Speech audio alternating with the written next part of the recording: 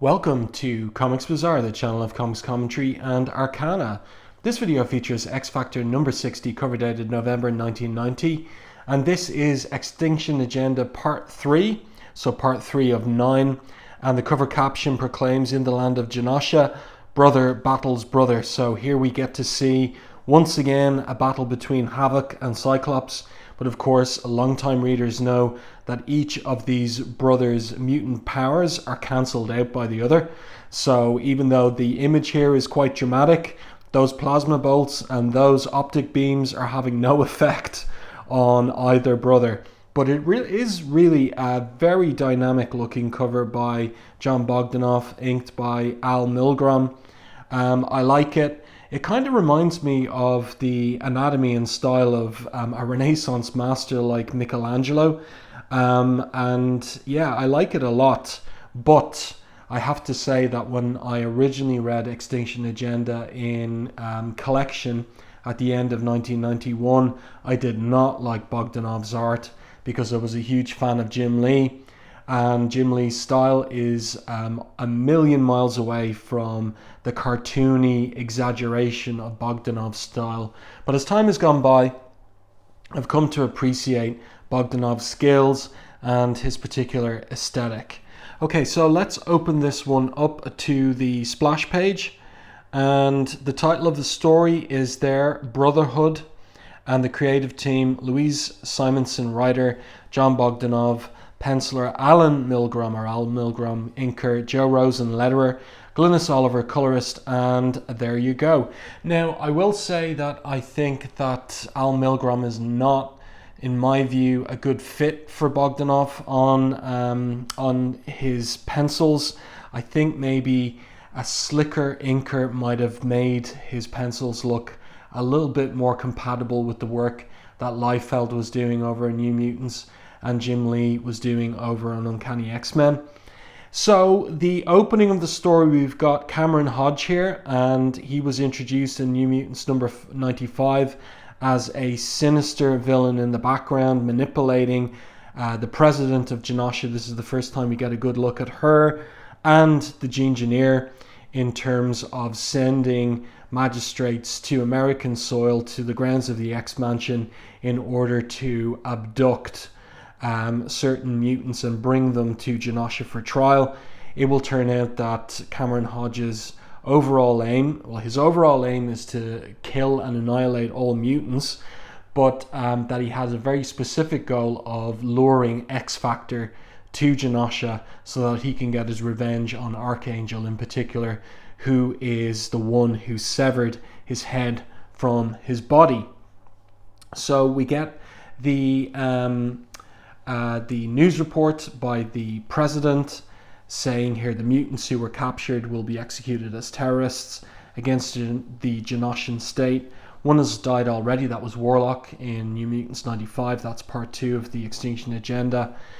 And so that her television address goes on in the background, but she's come to talk to Hodge. You saw my announcement, Commander Hodge. What did you think? Now, one other thing I want to point out just before moving on this page, on from this splash page, is Joe Rosen's contribution. I was thinking about this as I was reading this issue. Joe Rosen's a very talented letterer, had a lot of experience lettering Marvel Comics, and I just like the little details of the fine details of his lettering choices, whereby the narrative captions, the third-person narrative captions, are in italics, but dialogue is not in italics, except that the bolded words are in italics. So there are these little subtleties in his lettering style that distinguish third-person narration from dialogue, and also the little detail that not only does he bold the emphasized words, but also puts them in italics too. So I just wanted to point that out before moving on with my discussion of the story. And so Hodge whirls around to face Madame President, and we get to see here the macabre comic detail of this cardboard cutout of a suit that he's wearing around his neck. in order to give the impression to anyone that he's talking to on a computer screen that he has a body. And so the president thinks to herself, his mechanical body is monstrous, disgusting. Surely even that madman can't think that cardboard cutout draped about his neck fools anyone. And yet she thinks. So she says to Hodge that he was responsible for the death of Warlock, a death for which we Janashans must now assume the blame. And he works there to charm her with his tentacles, his creepy tentacle there. He hasn't changed his spectacles from the previous issue when they were damaged in the attack by rain upon him. Or perhaps credit, as you yourself have shrewdly realized. A pity, dear madam, that Warlock did not survive my attempt at translation. That was in the previous part of the crossover in New Mutants 95. But it is for the best, is it not? Now the world will know that you are serious. They will believe your threats. Janasha will be taken seriously and will know to fear you. The authority it lends your ultimatum will influence world opinion. Mutants everywhere will be brought to heel, and the earth will tremble at Janasha's feet. So that's how Cameron Hodge is spinning the death of Warlock for her. And they're interrupted by the arrival of Dr. Moreau, the Gene-Engineer, and he is not at all a fan of Cameron Hodges. And so he exclaims here, coming in, Warlock's death was accidental, and 3 of our captives have already escaped. You knew this, and yet by this announcement, you called the world's wrath upon our heads. He says to the president, he's not happy with her discussing international policy with Hodge, whom he calls an interloper. And so the president responds, our parliament has agreed upon this course of action in answer to the mutants' insolence. Our object lesson has begun. This is no time to discuss your objections, nor is it within your purview as Gene-Engineer to condemn our decision. Your job is to produce the mutates that drive the Janashan economy. So we're getting some exposition in the dialogue that, it isn't credible in terms of naturalistic dialogue, but it is in order to catch up readers on the state of Janasha who maybe aren't reading other X titles and who haven't read in particular. And of course Bob Harris gets the issue range wrong. Issues 235 to 238 of Uncanny X-Men, which introduced the Janashan state and also ended in issue 238 with Havok destroying the Capitol building. So what happens... Oh yeah, something else I want to comment on here, and you'll see it looking at these pages, in particular if you're looking in high definition, is an uncanny and horrifying visual resemblance between the unnamed president of Janasha and Ronald Reagan. So Jon Bogdanove drawing this only a couple of years after Reagan finished his second term as US president. And what on earth is the meaning of designing the visual for the president here of Janasha, making it very grotesquely reminiscent of Ronald Reagan? If you've got any theories for yourselves, maybe share them in the comment section to the video. I always found it strange, always odd, and I've no idea what he was going for. And then this is a very creepy side profile image of Hodge. He really does look monstrous, and the president decides to try and maneuver Dr. Moreau out the door so that they can speak privately beyond earshot of Hodge. Monster or not, she says to the Gene-Engineer, Chief Gene-Engineer, we need him as much as he needs us.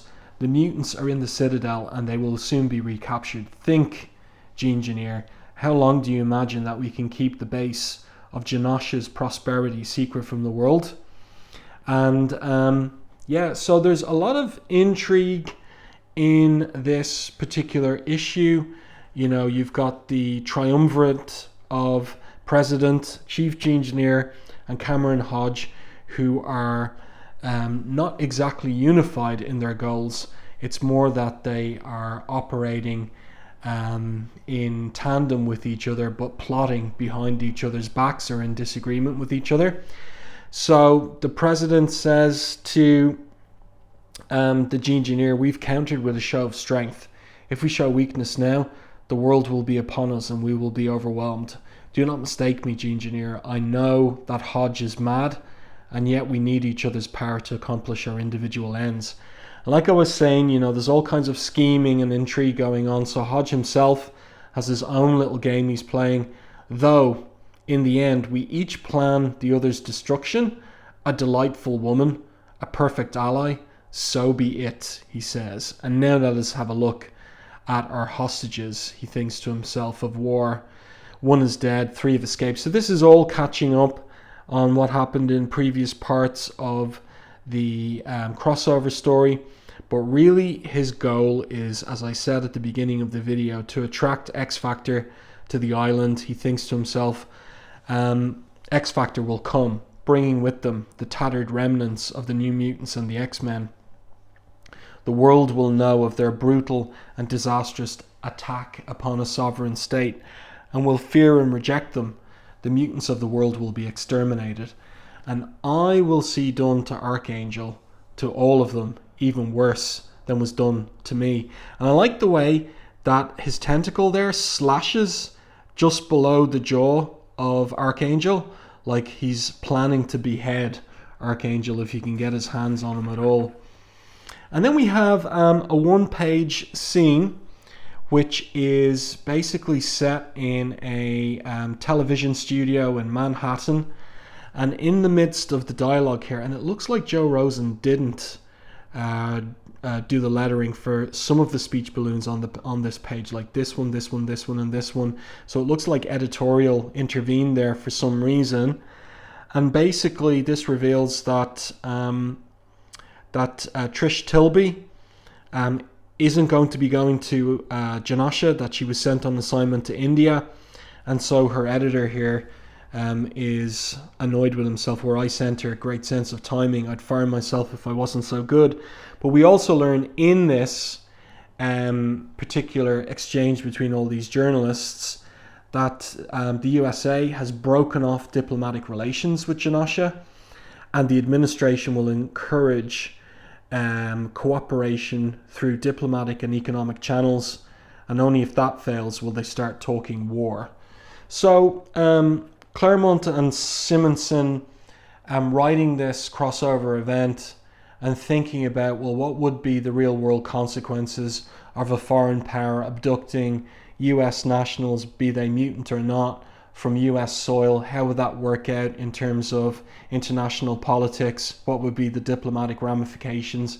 So we're getting that all worked out here on this particular page. Now turn the page over and we get a nice double page half spread of Archangel flying in the air over the Capitol building, and also one of X-Factor's sleek jet crafts. And then we get a top-down angle of its passengers. So Cyclops is flying it. We've got Jean Grey, we've got Iceman, we've got Forge back there, Beast, and Cable's on board. And this is kind of hilarious, at least to me, that in Louise Simonson's previous part of the crossover in 95, Cable was just completely obsessed by Storm closing the hatch door and thereby sealing herself off and the New Mutants from rescue. So he's still going on about it. I don't understand it. By slamming shut the hatch to the X-Mansion, locking the rest of us inside, Storm sealed the New Mutants' fate. And it really looks like Jean is, like massively annoyed at him. And so she says, but there's no exclamation point in her dialogue. She says, Storm was there on the surface. You weren't. You've no business second guessing her. An exclamation point would be useful there. Cable says, I wasn't there to defend my students because Storm stopped me, Jean. And because of that, one of my charges has already died. Now Jean calms down a little bit. You can't think that way, Cable. We don't know what Storm's motives were. When we rescue her, I'm sure we'll understand. And Jean continues to say here, funny, isn't it? I was with Storm just minutes before she and the others were kidnapped. And that's a reference to Uncanny X-Men 270, part 1 of the crossover. Despite the fact that she's in a child's body now, we talked, laughed like old times. I can't believe this has happened to Warlock, the New Mutants, to all of us. and this is interesting, from my memories, Madeline's memories, I know what kind of place Janasha is. So this is a reference to the very end of Inferno, where Jean, as the point is made in the editorial note, incorporated the memories of Scott's dead wife, Jean's clone Madeline. So that'll give you a sense of like how twisted and gnarled and knotted is the continuity of X-Men comics by this particular point. So Jean does have access now to Madeline's memories, and so she knows all about Janasha, and she knows about the torture, how they torture mutants there, rob them of their bodies and their minds. So X-Factor is en route to a meeting with Val Cooper, and they're all wondering, you know, like what's the next move, what's the next thing to do, and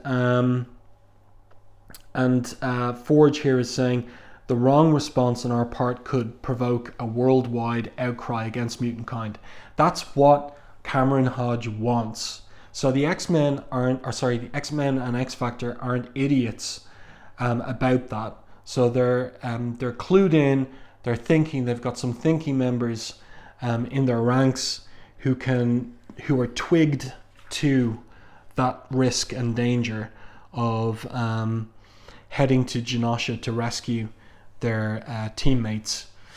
And so Cyclops puts the jet down on the ground at Freedom Forces headquarters, and Cable here reminisces about his recent experience of escaping from those headquarters in New Mutants 88. Valerie Cooper introduces herself to everyone, and she says here, I regret that we can't meet more openly, but the president has a secret proposition for your ears only. Now it's on this particular panel, this open border panel, I like the variation of the layouts here by Bogdanove, that I see, and you tell me what you think, I see the influence of hold on, wait until I get the order of his name right, Jose Luis Garcia, the DC artist. I see influence of his on Bogdanove's anatomy and forms here. But again, you see very much on these couple of pages in particular, looking at that news anchor, how cartoony is Bogdanove's art, and how by virtue of that it really doesn't fit in particular with the Jim Lee chapters of this crossover event.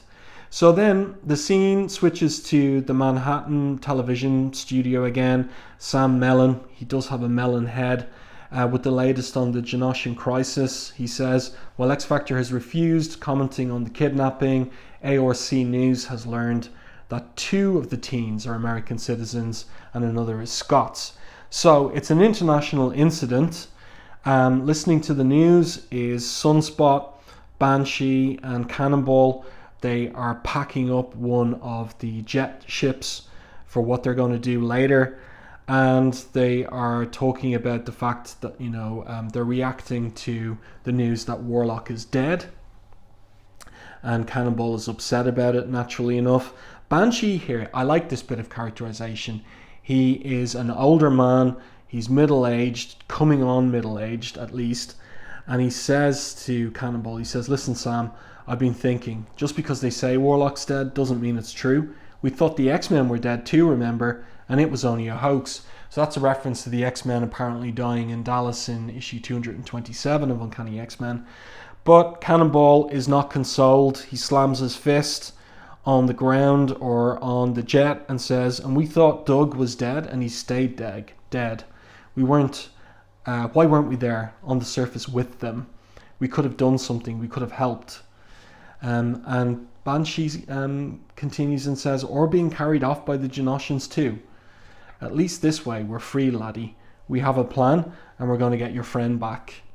So, and then this is interesting. We get up on screen an interview. So the journalists have found Tabitha's father, her trailer park father, Boom Boom's father, and he's quite the fellow indeed. So he says of his daughter, she ran away from me, the little tramp. Yeah, sure, I knew she was with X Factor. What did I care where she ended up? She's street trash, a little pleep. She's been bad news since the day she was born. You ask me, getting kidnapped like that, she's getting what she deserves.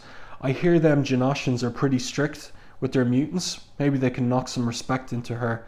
So, a drunken, good for nothing, and Roberto absolutely enraged by what he hears her father saying. That inhuman monster, Boom Boom, is his own daughter, his own flesh and blood. To say such things about her, and I thought my own father was bad.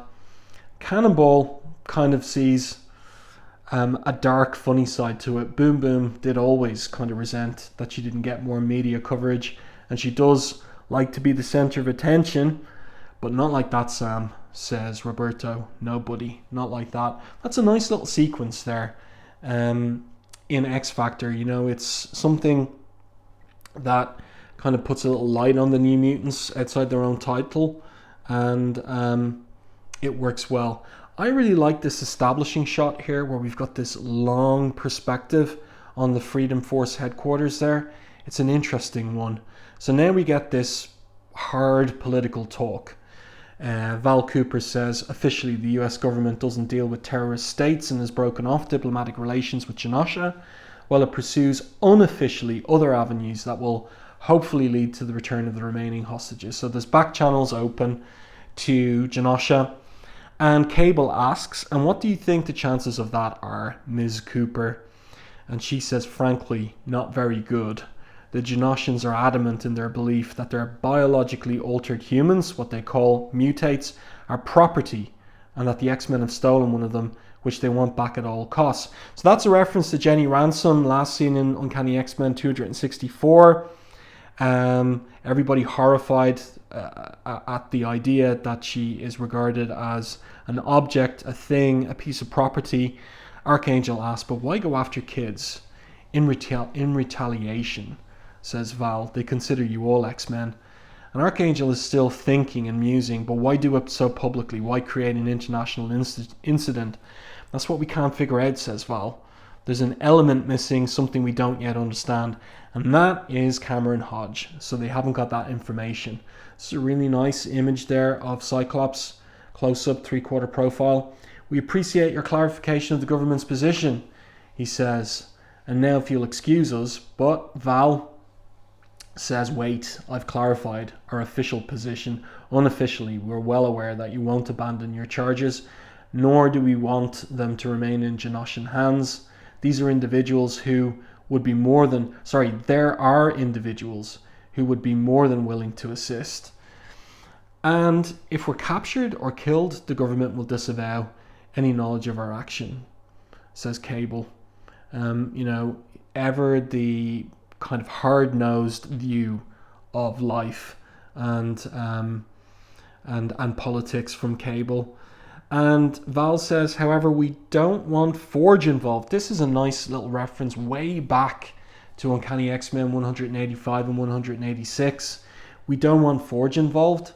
His skill in the manufacture of specialized artifacts is too valuable to waste. But Forge's response is, then you better make darn sure we're not wasted. I'm a private citizen, Val, and I'm in this little poker game. So Forge is on board with the rescue mission. And then we get a little piece here where Val truly does feel like they've done what they can in terms of giving them information that is going to help them, but she's worried that it's not nearly enough to help them rescue the New Mutants and Storm and get back alive. So on board X Factor's jet, Cyclops here is brandishing, it's 1990, it's not a computer disk he has, but a big binder of top secret files on Janasha. So they fly into ship, and this is a pretty cool shot. I like the perspective on this as well, that Bogdanove has drawn into this panel. The differing sizes of the characters looks good. Opal is there with Nathan Christopher, and so we get a little moment here between father and son where Cyclops says, I don't want to leave him, and yet it seems they've left us no choice. And Beast says, "We've seen the future, Psych, and it looked a lot like Janasha. If we don't nip this madness in the bud, there might not be a future for the little guy." So we've got this farewell between Iceman and Opal, and it's a little setup for the story that would come after X-Tinction Agenda in issue 63 and 64. "Oh Bobby, I need you now more than ever. I'm so confused. Please be careful." So that's in reference to the contact that's made with Opal regarding her parentage, and that the people she thinks are her parents are actually they adopted her. So as I said, see issues 63 and 64 for more on that, and you'll find those reviews of those issues in the back catalogue of the channel. So now X-Factor along with Cable and Forge and Banshee roll out, and but they are being observed by satellite. And who is observing them except for Cameron Hodge? We get another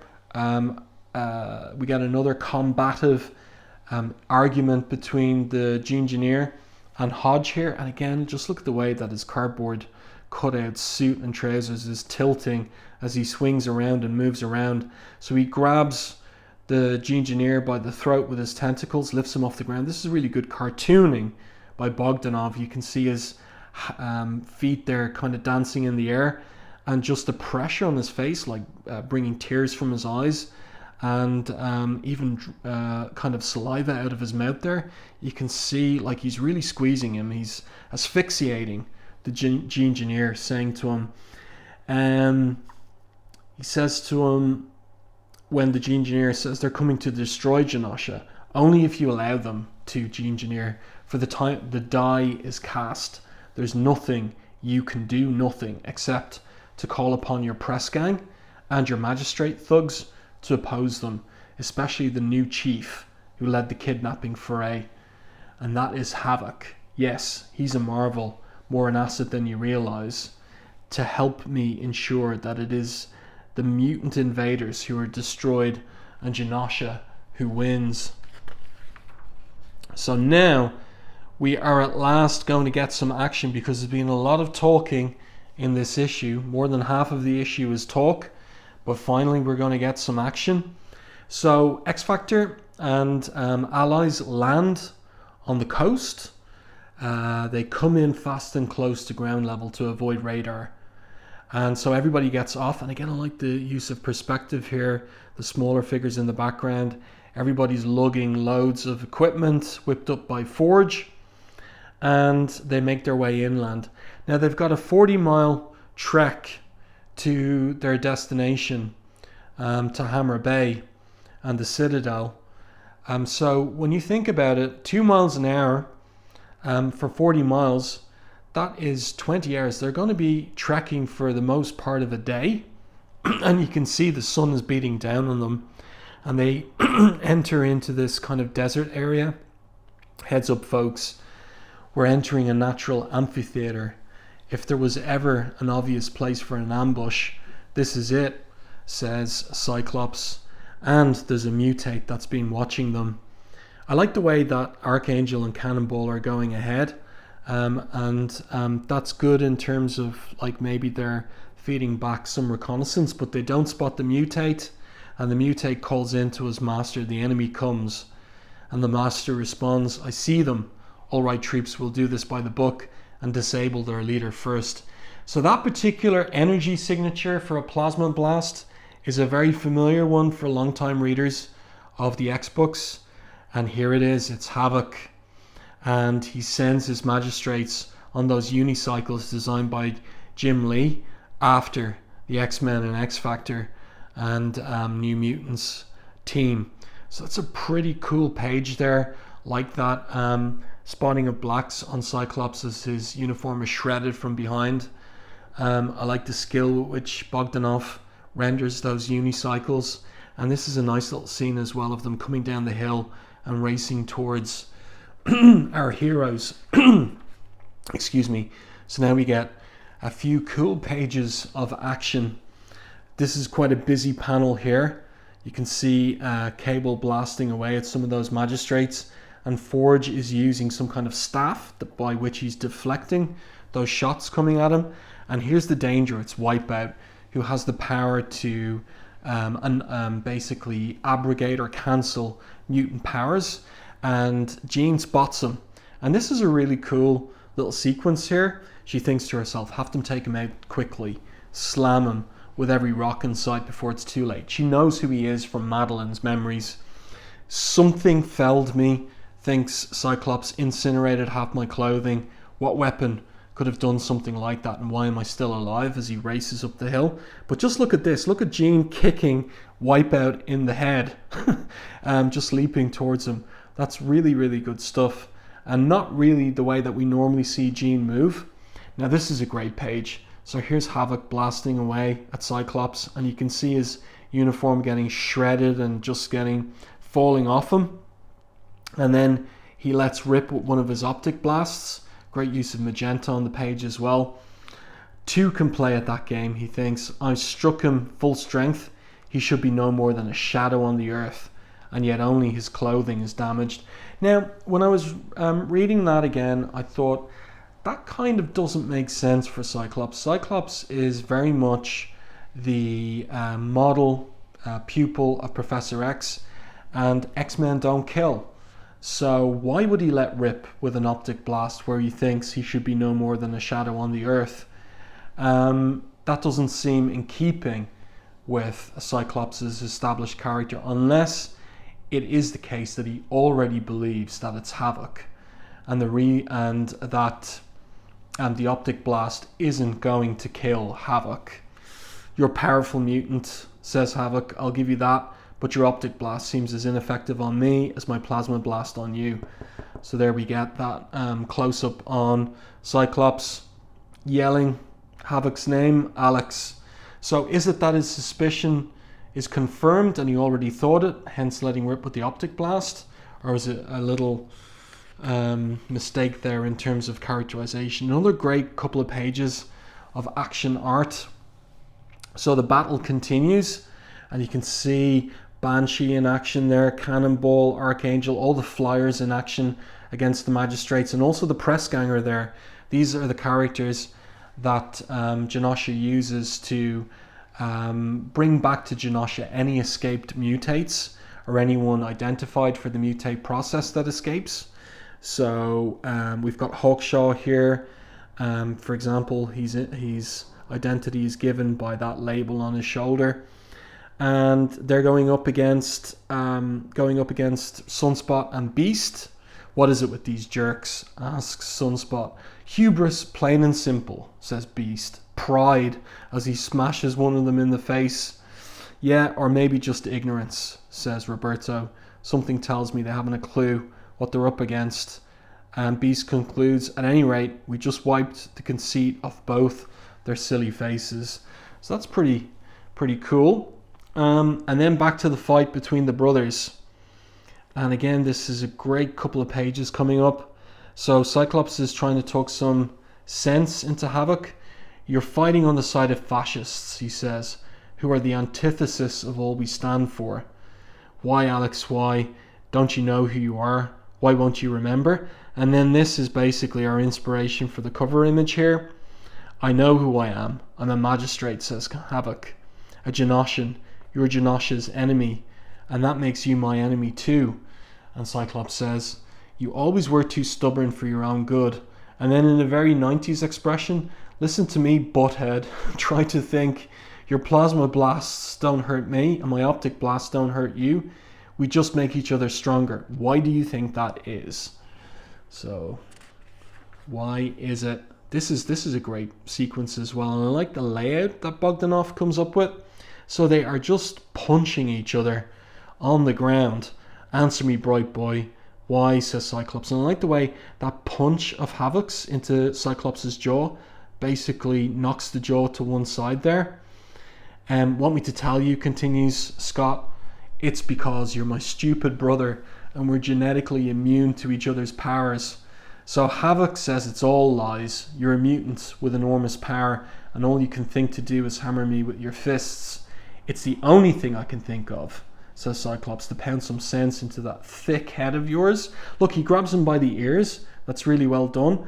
and bangs his head off, bonks his head off the ground. It worked when we were little and it'll work now, even though you have to crack your skull to force the truth into it. And Havok is thinking all the while, why does this seem so familiar? Why do I think we fought like this before? Can what he says be true? And you can see his eyes pop open there, like this moment of epiphany, almost epiphany. But then whatever way he's being brainwashed kicks in. No, it's impossible. I was born here. I remember, don't I?